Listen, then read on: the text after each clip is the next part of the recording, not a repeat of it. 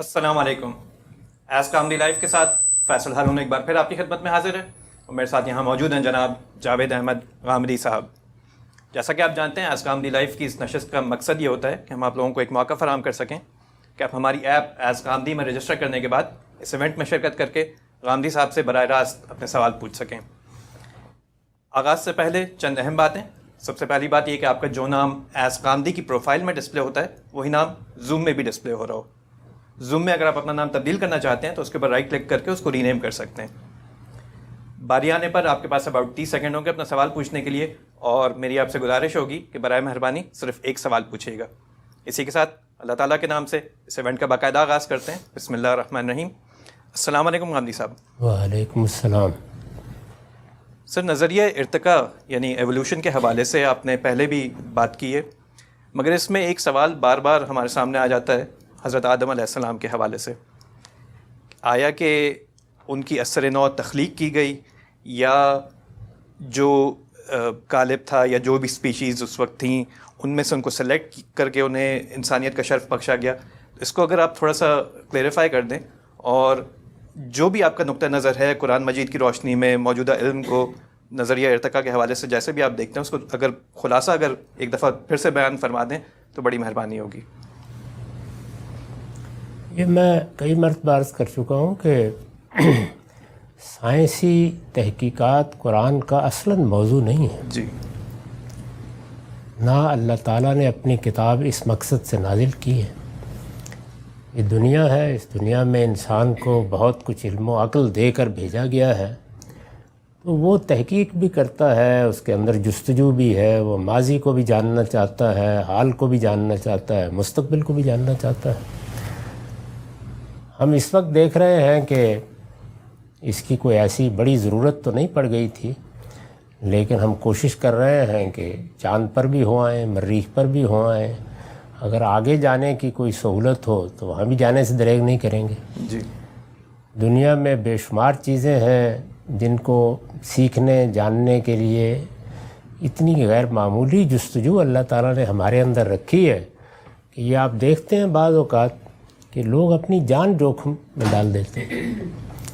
وہ پرندوں کے بارے میں، جانوروں کے بارے میں، درندوں کے بارے میں، آپ کو چونٹیوں کے بارے میں کیا کیا معلومات فراہم کرتے ہیں. یہی معاملہ ان چیزوں کا ہے جن کی ہمیں ضرورت لاحق ہوتی ہے، جیسے طب میں جو تحقیقات کی ہیں ہم نے، جی. یا سرجری کے نئے پہلو ایجاد کیے ہیں، تو وہ ظاہر ہے کہ انسان کی ضرورت ہے.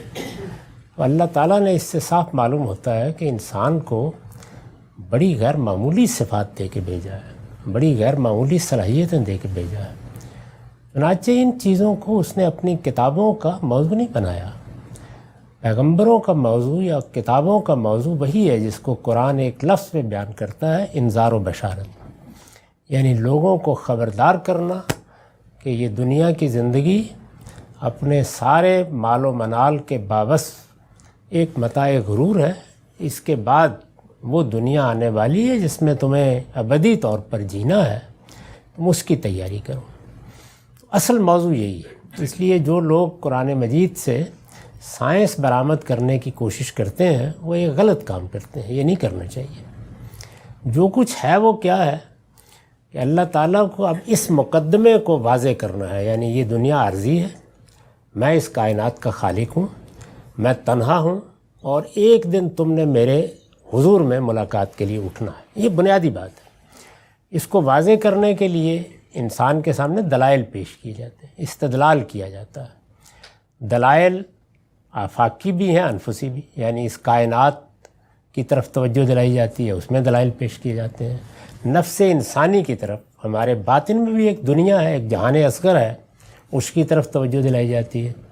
ایسے ہی علم و عقل کے مسلمات، ان کی طرف توجہ دلائی جاتی ہے. ماضی کی تاریخ وہ سنائی جاتی ہے. تو اس مقدمے کے اس بات کے لیے یہ سب باتیں ہوتی ہیں. اس ذیل میں جب آفاق کا ذکر آتا ہے اور یہ بتایا جاتا ہے کہ تم انسان ہو، تمہاری کیا حیثیت ہے، کیسے پیدا ہوئے تھے، تو توجہ دلانے کے لیے، یعنی انسان کے لیے اللہ نے اہتمام کیا کیا، اس کو کن مراحل سے گزارا، کس طرح بنایا، کس موقع پر بنایا، فرشتوں کا نقطہ نظر کیا تھا، یہ سب چیزیں انسان کو اس دنیا میں اسے کیا کرنا ہے یہ بتانے کے لیے سمجھائی جا رہی ہیں. یعنی اصلاً کوئی سائنس یا ماضی یا تاریخ بیان کرنا مقصود نہیں ہے. اس میں قرآن مجید ظاہر ہے اللہ کی کتاب ہے، تو وہ کوئی بات جب بیان کر دیتا ہے تو اس میں دو چیزوں کو ملحوظ رکھتا ہے. ایک یہ کہ جو اس کا اس وقت مخاطب ہے اس کے لیے وہ آئنسٹائن کا نظریہ اضافیت نہ بن جائے، اس لیے کہ کتاب کا اصل مقصد ہی فوت ہو جائے گا. یعنی ایسے اسلوب میں بیان کیا جائے کہ اس وقت کے مخاطب کے ذہن میں کوئی الجھن نہ پیدا ہو اس سے. یعنی اس کے لیے وہ ایک سادہ علم کی جگہ رہے، لیکن اللہ بیان کر رہا ہے تو بیان ایسے کیا جائے کہ حقیقت کے خلاف نہ ہو. یعنی دونوں چیزیں اس میں ملحوظ ہوں. اس میں ہمیں بھی بعض ضمناً معلومات حاصل ہو جاتی ہیں. تو میں اس طرح کے تمام معاملات میں یہ زاویہ نظر رکھتا ہوں. یعنی اصلاً ہمیں کوئی معلومات دینا مقصود نہیں تھا، وہ ضمناً از راہ عنایت اللہ تعالیٰ نے جب بات بیان کی ہے تو حاصل ہو گئی ہیں. تو جو کچھ حاصل ہوا ہے اس میں میرے نزدیک زیادہ مواقع پر تو قرآن کا اسلوب بہت اجمال کا ہے. مثلاً وہ کسی جگہ یہ کہہ دے گا کہ ہم کیچڑ سے ایک آدمی بنانے والے ہیں، بشر بنانے والے ہیں. کہیں یہ کہے گا کہ ہم نے انسان کو کھنکھناتی مٹی سے بنایا ہے، کہیں یہ کہے گا کہ ہم نے اس کو تراب سے بنایا ہے. یعنی مختلف الفاظ میں بالاجمال بات بیان کر دے گا. ایک مقام قرآن مجید میں ایسا ہے اور وہ سورہ سجدہ میں ہے جہاں کم و بیش مراحل بیان کر دیے ہیں. اس کی بھی ایک وجہ ہے کیوں وہاں بیان کیے ہیں. یعنی وہ بھی کوئی سائنسی معلومات فراہم کرنے کے لیے نہیں بلکہ وہاں استدلال کی ضرورت ہے بیان کیے. تو وہ مراحل جو بیان کیے گئے ہیں اس سے میں جو کچھ سمجھا ہوں یا اس سے پہلے استاذ امام جو کچھ سمجھے ہیں اس میں میرے اور ان کے درمیان کوئی اختلاف نہیں ہے. اس سے یہی معلوم ہوتا ہے کہ یہ بات تو ڈارون کی ناپایہ تحقیق کو پہنچی ہے یا ڈارونیت کے علمبرداروں کی کہ اس مخلوقات کا کامن انسیسٹر ایک ہی ہے. یہ تو نہیں پہنچی. اس میں ابھی بڑے سوالات ہیں، بہت مہارائج ہیں. لیکن اتنی بات صحیح ہے کہ اللہ تعالیٰ تمام مخلوقات کو یعنی جن کو بھی پیدا کیا ہے ان کو ایسے نہیں کرتا کہ اپنی آخری صورت میں اول پیدا کر دیتا ہے، بلکہ ان کو پیدا کرتا ہے ایک را اور خام صورت میں اور پھر ان کا تسویہ کرتا ہے. یعنی ایک لفظ تو یہاں اختیار کیا گیا نا، کامن انسیسٹر کی جو تھیری ہے اس میں وہ ارتقاء ہے. قرآن نے جو لفظ استعمال کیا وہ تسویہ ہے. یعنی جس طریقے سے آپ ایک گھر بناتے ہیں تو اس میں آپ پہلے ایک گرے اسٹرکچر کھڑا کر دیتے ہیں، پھر اس کے بعد اس کی تزئین کا کام کرتے ہیں. تو اس کو اگر آپ عربی میں ادا کریں یہ تسویہ ہے. یہ قرآن نے یہ تعبیر کئی جگہ اختیار کی ہے، وہاں بھی استعمال کیے. فخلق فسوى، معاف کیے. اس میں ہر مخلوق کے بارے میں یہ قیاس کیا جا سکتا ہے کہ ایسے ہی ہوا ہے. چنانچہ بہت سی چیزیں ہمارے بالکل مشاہدے میں ہیں.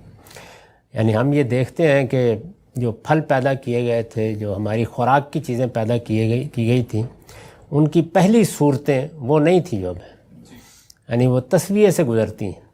اور یہ تسویہ عام طور پر یعنی اور بھی ذرائع ہیں اس میں ماحول کردار ادا کرتا ہے، بہت سے عوامل کردار ادا کرتے ہیں، لیکن زیادہ تر یہ مثال کے طور پر آپ کے درختوں میں پودوں میں پیوند کاری سے تسویہ ہوتا ہے، اور جانوروں میں عام طور پر یہ اختلاط سے ہوتا ہے.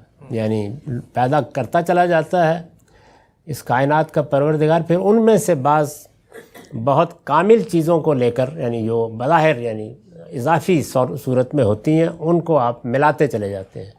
تو ملاپ کے نتیجے میں ایک بریڈنگ کا عمل ہوتا ہے اور اس سے تسویہ ہوتا چلا جاتا ہے، نئی سے نئی صورتیں بنتی چلی جاتی ہیں. ہوتی وہ ایک ہی صنف ہے لیکن اس صنف میں بے انتہا تنوع پیدا ہو جاتا ہے اور گویا اس کی بڑی تزئین ہو جاتی ہے. تو یہ تسویہ کا عمل ہے. تو وہاں یہ بیان کیا گیا ہے کہ ہم نے انسان کو جب بنایا تو اس میں بھی یہی کیا ہے. یعنی پہلے مرحلے میں اس کا حیوانی وجود بنایا ہے، پھر اس کا تسویہ کیا ہے.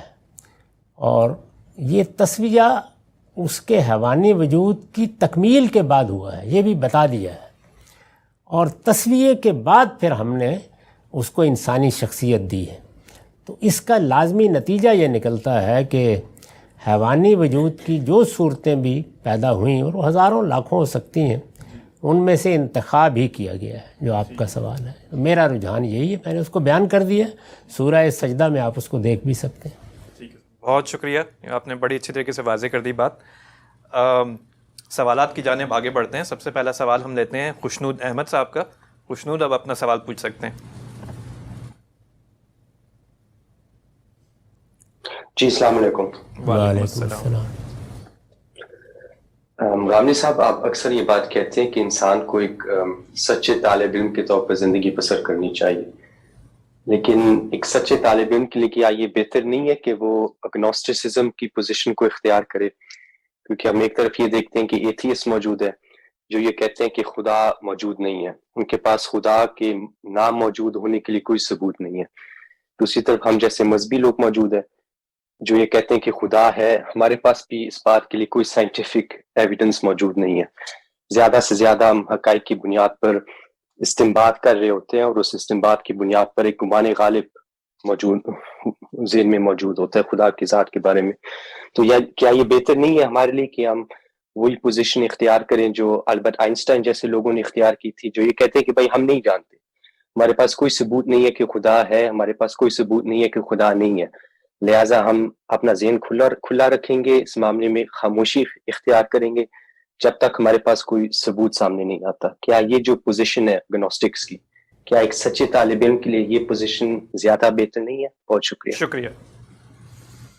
سچا طالب علم اگر سارے معاملات میں یہ پوزیشن اختیار کر لے تو پھر کسی غار میں بند ہو جائے گا جا کے، کیونکہ پھر تو کسی چیز کے بارے میں بھی رائے نہیں قائم کر سکتا، نہ اس کے نتیجے میں کھانے پینے کے بارے میں بھی رائے قائم کرنی مشکل ہو جائے گی، اس لیے کہ جو کچھ ہم کھاتے پیتے ہیں اس میں بھی گمان غالب بھی ہوتا ہے کہ اس میں زہر نہیں ہے، مشکل ہو جائے گا نا بہت۔ تو اس لیے دنیا میں جو صحیح طریقہ ہے وہی اختیار کرنا چاہیے، اور وہ یہ ہے کہ آپ جس چیز کے لیے کوئی استدلال نہیں رکھتے اس میں زبان نہ کھولیں۔ ہمیں تعلیم یہی دی گئی ہے، قرآن کے الفاظ ہیں لا تقف ما لیس لک بہ علم، جو چیز علم کے درجے میں نہیں پہنچی اس کے در پہ بھی نہیں ہونا چاہیے۔ علم حاصل کرو طالب علم بن کے۔ دوسری وہ چیزیں ہیں کہ جن میں ہم اس پوزیشن میں آ جاتے ہیں کہ کسی چیز کی واضح نفی کر سکیں۔ واضح نفی کے لیے بھی بالعموم یعنی 90% گمان غالب ہی ہوتا ہے، بہت کم ایسا ہوتا ہے کہ ہم یقین کے درجے میں جس کو یقین کہا جا سکتا ہے۔ تو گمان غالب کی بنیاد پر نفی بھی کرتے ہیں، اس بات بھی کرتے ہیں، یعنی طب میں جتنی آراء قائم کرتے ہیں گمان غالب کی بنیاد پر ہوتی ہیں۔ علم کے بے شمار مواقع ہیں جن میں یہی کچھ ہوتا ہے۔ ہمارے تو یہ جو جہاز اڑتے ہیں جس میں 400-500 لوگوں کو ہم خطرے میں ڈال دیتے ہیں، اس کا بھی اگر بڑا گہرا تحلیل اور تجزیہ کیجئے تو گمان غالب ہی ہوتا ہے، یعنی آخری درجے کا گمان ہی ہوتا ہے، اس سے سوا کچھ نہیں ہوتا۔ تو اس لیے گمان غالب کی بنیاد پر کسی چیز کا اقرار کرنے سے آدمی طالب علمی کی مسند سے محروم نہیں ہو جاتا۔ اس کا مطلب یہ ہوتا ہے کہ ہم اس چیز کے لیے ایسے قوی دلائل رکھتے ہیں جن کی بنیاد پر گمان غالب یہی ہے کہ یہ بات ٹھیک ہے، اس کو ماننا چاہیے، اس کے مطابق زندگی بسر کرنی چاہیے، ذہن کھلا ہے، ہم سوچتے رہیں گے، غور کرتے رہیں گے۔ تو یہ جو ایگنوسٹکس نے پوزیشن لی ہوئی ہے یہ خدا کے بارے میں تو چل جاتی ہے، لیکن اس میں پھر کنسسٹنٹ ہونا چاہیے، باقی سب چیزوں کے بارے میں بھی یہی لے لیں، اگلے ہی لمحے زندگی ختم ہو جائے گی۔ بہت شکریہ سر۔ آگے چلتے ہیں، اگلا سوال ہم لیتے ہیں ابو العاص کا۔ ابو العاص، آپ اپنا سوال پوچھ سکتے ہیں۔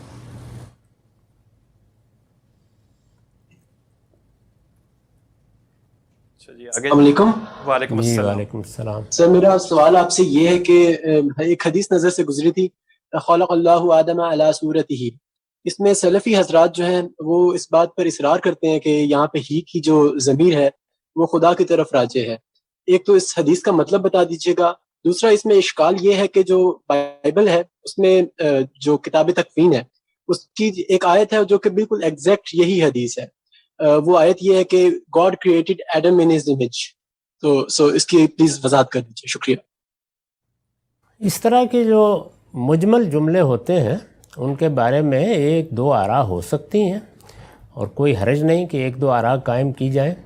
قرآن میں تو ہم مطمئن ہو کے یہ کہہ سکتے ہیں کہ یہی تعویل ہے، اور اس کی وجہ یہ ہوتی ہے کہ وہاں لفظ بھی بالکل حتمی ہے، وہاں جملہ بھی جو کچھ اللہ تعالیٰ نے کلام فرمایا وہی پہنچ گیا ہے، اور سیاق سباق بھی معلوم ہوتا ہے۔ تو روایتوں میں یا اس طرح کے جملوں میں بعض اوقات دو تین آراء کی گنجائش ہوتی ہے، تو اس میں بھی بس اپنا رجحان ہی بیان کر سکتا ہوں۔ یہ اصل میں تو بائبلی کا جملہ ہے، لیکن ہمارے ہاں بھی اگر یہ روایت کے طور پر آ گیا ہے تو کوئی بعید نہیں، کیونکہ پیغمبروں کی تعلیمات میں اشتراک بھی ہوتا ہے۔ حضرت مسیح کے بعد جملے بھی ہیں جو ہمارے ہاں روایتوں میں آ گئے ہیں، اور کیوں نہ آئیں۔ جس طریقے سے ہم اپنے بزرگوں کی بات بیان کرتے ہیں تو پیغمبر اس سے پہلے کہ پیغمبروں کی کوئی بات یا کتابوں کی بات کیوں بیان نہیں کریں گے؟ اللہ تعالیٰ نے قرآن مجید میں زبور کے، تورات کے جملے نقل کیے ہیں، اور یہ بتایا ہے کہ یہ بات ہم نے وہاں کہی تھی، اس طرح کہی تھی، بعض قوانین کا حوالہ دیا ہے۔ تو میں پھر عرض کر دوں کہ اس میں اپنا رجحان ہی ہو سکتا ہے۔ میرا رجحان یہ ہے کہ انسان اس دنیا میں اللہ تعالیٰ کی صفات کا اقتضا بھی ہے اور ظہور بھی، تو اسی بات کو اس طرح بیان کیا گیا ہے۔ عربی زبان میں صورت کا لفظ دونوں کے لیے استعمال ہو جاتا ہے، تو اس لیے کوئی حرج نہیں ہے۔ اس میں ضروری نہیں ہے کہ اللہ تعالیٰ کا کوئی جسم مان کے اس کی صورت کا عکس مانا جائے۔ اللہ کی صفات کا ظہور ہوا ہے انسان میں، وہ بہت ادنا درجے میں، اور بہرحال وہ پیدا بھی اللہ کی صورتوں کے تقاضے ہی سے ہوا ہے۔ صورت سے مراد صفات۔ بہت شکریہ۔ اگلا سوال لیتے ہیں توصیف چودھری کا۔ توصیف، آپ اپنا سوال پوچھ لیجئے۔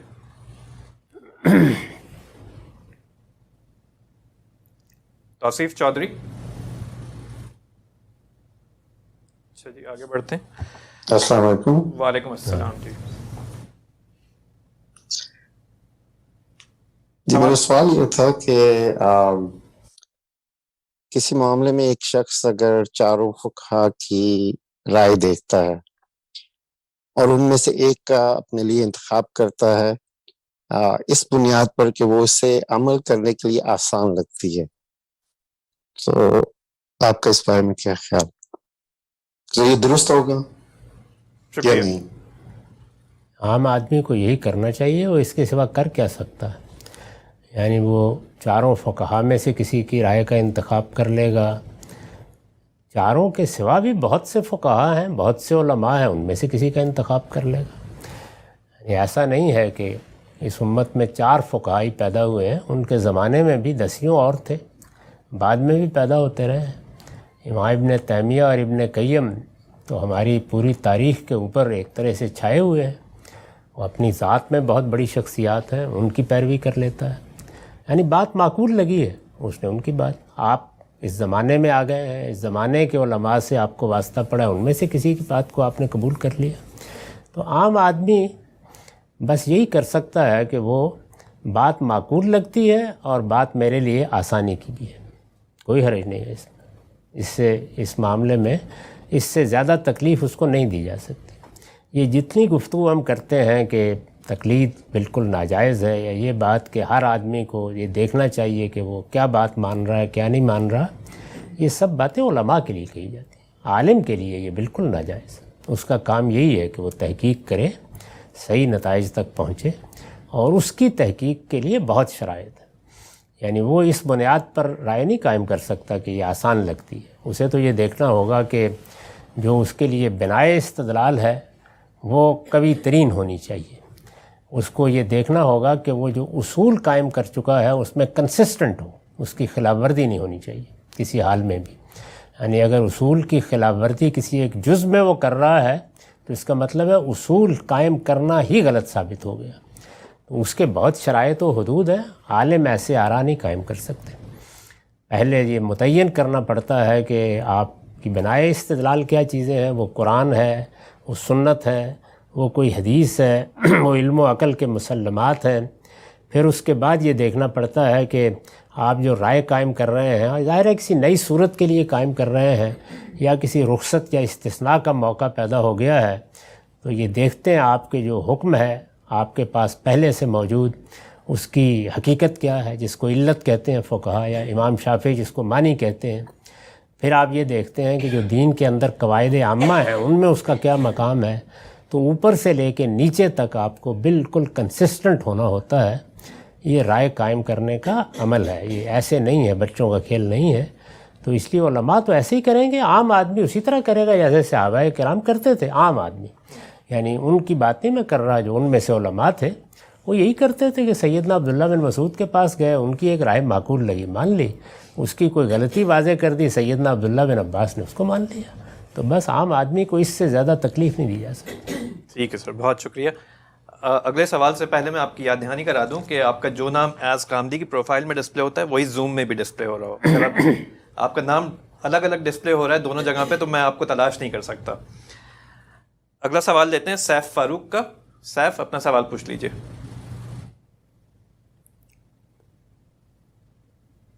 سیف فاروق. السلام علیکم. وعلیکم السلام. جی السلام علیکم. جی کیسے مزاج ہیں جی؟ خیریت سے؟ آپ ٹھیک ٹھاک ہیں؟ بہت خوشی ہو رہی ہے آپ سے بات ہو رہی ہے. اچھا سر, ایک تو یہ پوچھنا تھا کہ نماز کی جو مختلف ٹائمنگز پہ ہوتی ہے, فجر, ظہر, عصر, یہ جو رکعات ہیں یعنی کہ 2 رکعت, 4 رکعت, 3 رکعت, ان کی کوئی ریزن یا کوئی لاجک کوئی ہے یا یہ اللہ کا ڈائریکٹ حکم ہی ہے؟ ایک تو یہ پوچھنا تھا.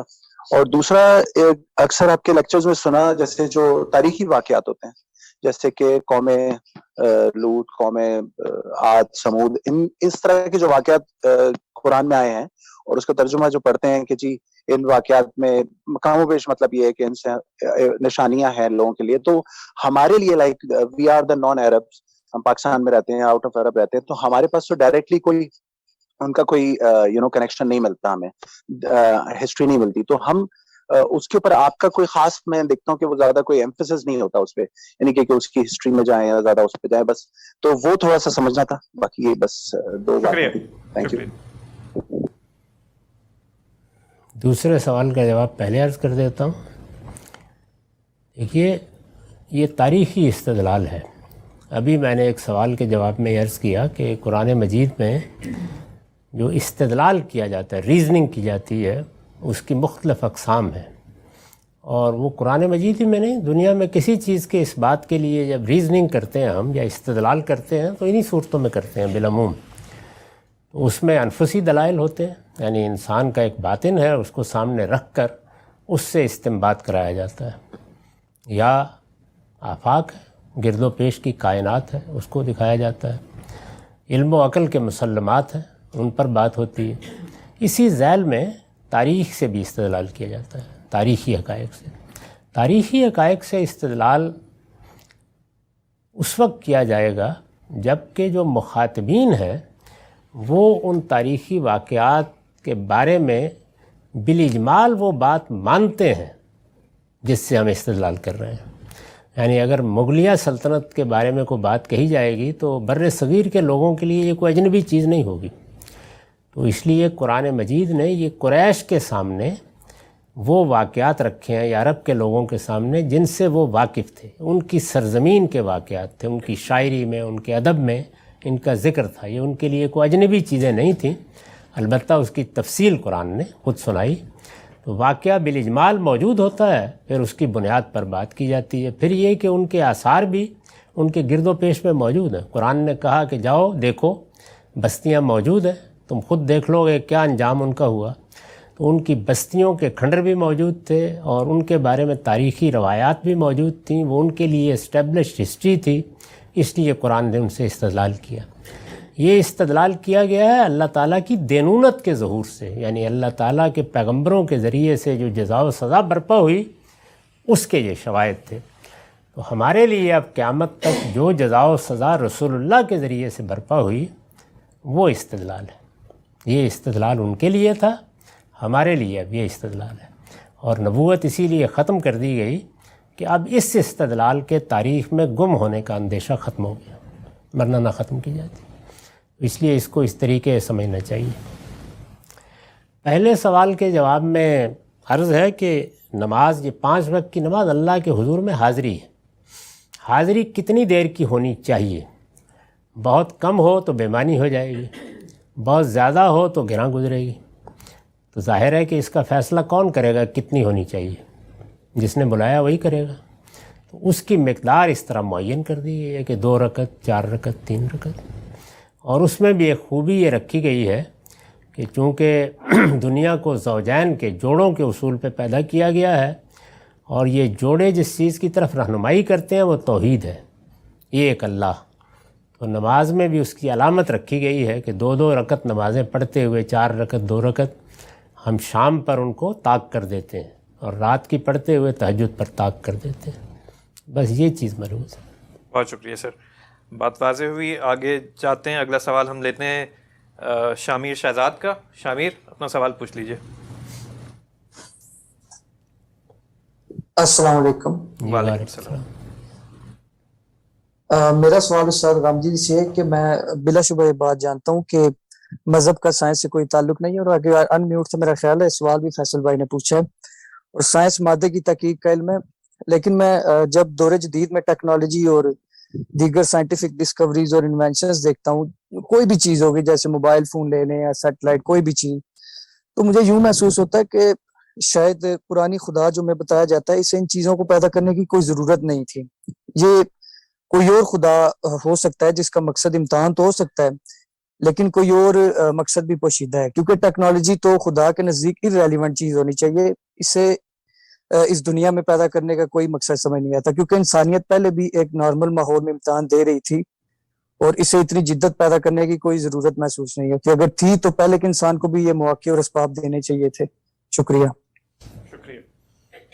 جی ہاں، ہم لوگوں کے ساتھ ایک بڑا مسئلہ یہ ہے کہ خدا کی ضرورتیں بھی خود ہی طے کرنا شروع کر دیتے ہیں.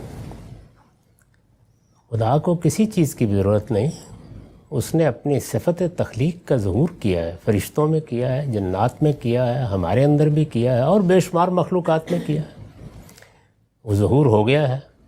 اس ظہور میں انسان کو ایک ایسی مخلوق بنایا گیا ہے جس کا پوٹینشل فوراً ایک بم کی طرح سامنے نہیں آ جاتا، وہ بتدریج آتا ہے. اس کی پیدائش میں بھی یہی اصول ملحوظ رکھا ہے، اس کے علم میں بھی یہی اصول ملحوظ رکھا ہے، اس کی صلاحیتوں کی نشو و نما میں بھی یہی رکھا ہے. اس کے ہاں تو کوئی شاعر اور ادیب اور کوئی بڑا حکیم بھی پیدا نہیں ہوتا ایسا کہ جس کے ہاں ظہور اس طریقے سے نہ ہو. تو یہ ظہور اپنی ذات میں صحیح و خطا کے ایک پورے عمل کو بیان کرتا ہے، ٹرائل اور ایرر کے. اس میں 1000 حکمتیں، 1000 درس، 1000 سبق پوشیدہ ہیں. تو اس لیے اس کو اس زاویے سے دیکھیے، خدا کی ضرورتیں طے کرنے والا میں کون ہوتا ہوں اور آپ کون ہوتے ہیں. بڑی خوبصورتی بھی ہے اس کے اندر، جو بتدریج جو کیا حسن ہے، کیا جمال ہے. انسان کو ذرا تھوڑا منطق سے اوپر اٹھ کر اپنے اندر کوئی ذوق بھی پیدا کرنا چاہیے. بہت شکریہ سر. آگے بڑھتے ہیں، اگلا سوال ہم لیتے ہیں عمر قریشی کا. عمر اپنا سوال پوچھ لیجئے. السلام علیکم غامدی صاحب. وعلیکم السلام. میرا سوال جو ہے وہ عشاء کے اختتامی وقت سے متعلق ہے. اس میں آپ نے لکھا ہے میزان میں کہ عشاء کا جو وقت ہے وہ آدھی رات تک ہے، اور یہ اجماع اور عملی تواتر سے منتقل ہوا ہے. لیکن اس میں فقہا کے درمیان میں کافی اختلاف نظر آتا ہے کہ کچھ کے مطابق 1/3 رات تک جو ہے وہ وقت ہے، کچھ کے مطابق آدھی رات تک ہے، اور اسی میں کچھ کے مطابق جو ہے وہ فجر تک بھی اس کی اجازت ہے. کچھ اس کو مستحب کہتے ہیں اور کچھ اس طرح کچھ کی شرائط کے ساتھ جو ہے اس کی اجازت دیتے ہیں. تو اس میں آپ ایک نقطہ نظر تھوڑا واضح فرما دیں. اور دوسرا میرا ایک چھوٹا سا سوال ایک اور تھا. آپ نے اسلام اور ریاست جوابی بیانیہ میں آپ امام فراہی کا، حمید الدین فراہی کا جو تعارف کروا رہے تھے، اس میں آپ نے اشرف علی تھانوی صاحب کے بارے میں فرمایا تھا کہ انہوں نے ایک فتویٰ لگایا تھا امام فراہی کی تکفیر کی تھی. تو اس میں مولانا عبد الماجد دریابادی کی جو کتاب ہے اس میں ان کے مطابق جو ہے وہ ان کی وفات کے بعد وہ فتویٰ لگا تھا اشرف علی تھانوی صاحب کا. تو اس میں تھوڑی وضاحت فرما دیں کہ اصل بات کیا تھی. شکریہ. شکریہ. دوسری بات کے جواب میں یہ عرض ہے کہ اس فتوے کے بارے میں اگر آپ ترجمان القرآن کے فائل دیکھیں تو مولانا سید ابواللہ صاحب مودودی کا اسی موقع پر ایک بڑا تفصیلی مضمون شائع ہوا تھا اس کی تردید میں.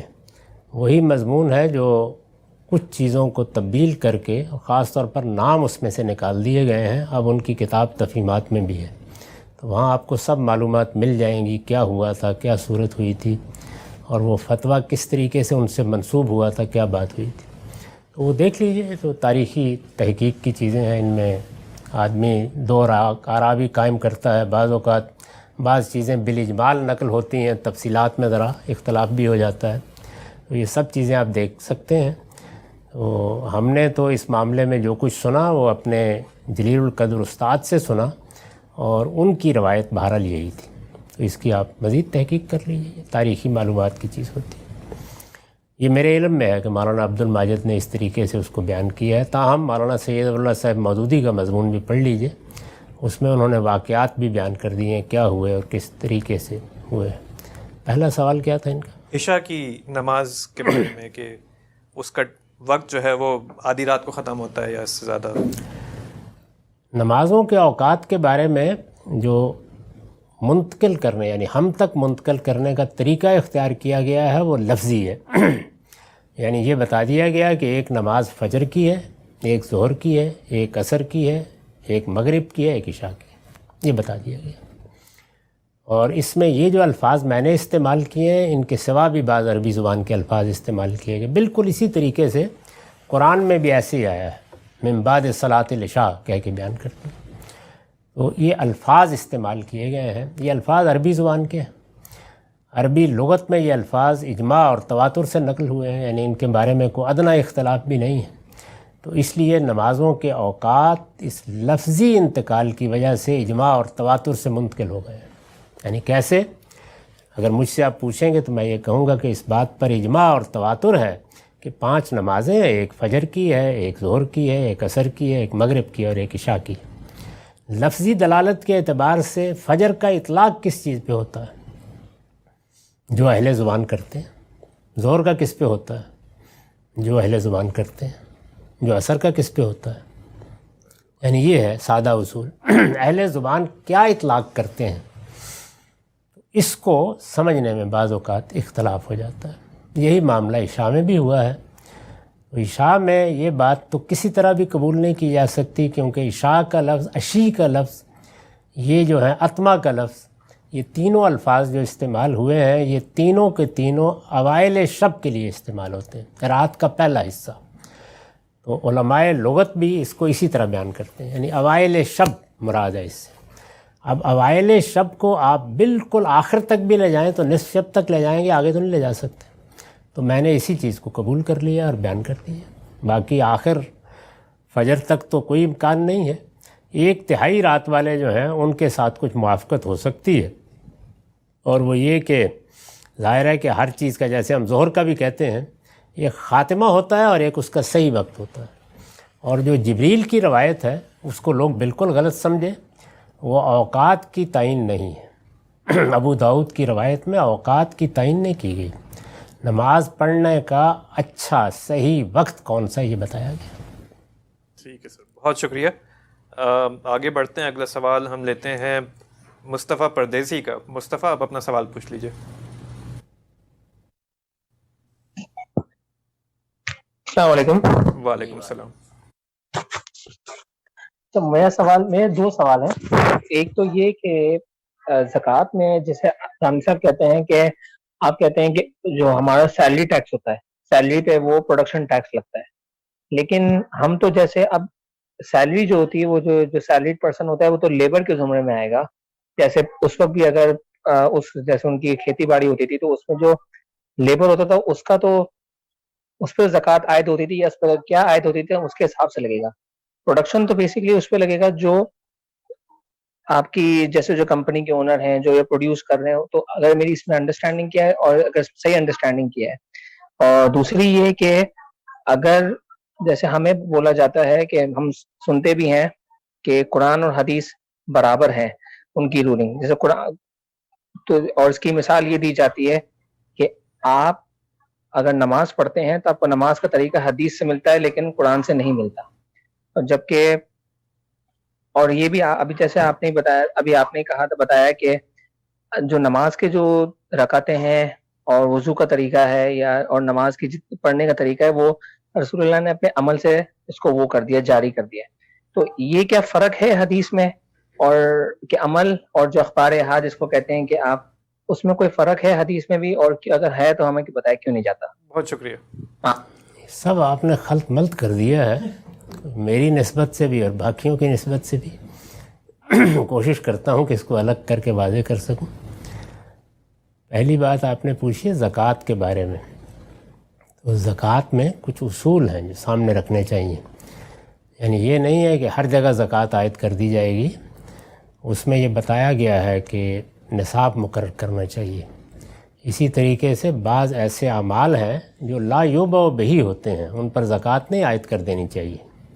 ایک آدمی نے اپنے گھر کے صحن میں کوئی بینگن بو لیے، دھنیا اگا لیا، اب آپ کہتے ہیں کہ پیداوار تو ہو گئی ہے، عشر دو، تو یہ بے معنی بات ہوگی. ایسے ہی آج کل کے زمانے میں کتنے مزدور ہیں بیچارے، صبح گئے شام کو کما کے لے آئے، ان پر زکوٰۃ نہیں عائد کی جاتی. اس زمانے میں بھی جو لوگ کھیتوں میں کام کرنے کے لیے جاتے تھے ایسے ہی جاتے تھے. یعنی ان کی کوئی باقاعدہ تنخواہیں مقرر نہیں تھیں، قاعدے ضابطے سے پینشن نہیں ملتی تھی، ان کے لیے پراویڈنٹ فنڈ کا اہتمام نہیں ہوتا تھا. یہ پروڈکشن انڈسٹری بنی نہیں تھی اس کا. آج کے زمانے میں اس کو سروس انڈسٹری کہا جاتا ہے. تو یہ زمین آسمان کا فرق واقع ہو گیا ہے. آپ اس کی بنیاد ڈھونڈنے جا رہے ہیں. اس زمانے میں جو کھیتوں میں لوگ کام کرتے تھے، آج کے زمانے میں بھی جو لوگ اس طرح کام کرتے ہیں ان پر کوئی زکوٰۃ عائد نہیں کی جائے گی، نہ کرنی چاہیے ان کے اوپر. یعنی وہ کسی قابل ہونی چاہیے بات، اس کے بعد عائد کی جاتی ہے زکوٰۃ. تو میں نے تو بڑا سادہ اصول بیان کیا، آپ خود اس کا اطلاق کر لیں. وہ یہ کہ جو کچھ بھی قانون دین میں بیان کیا جائے گا، اور وہ بالکل ایک متفق علیہ بات ہے اصول میں، وہ اپنے معنی اور حقیقت پر ہوتا ہے، وہ عین پر نہیں ہوتا.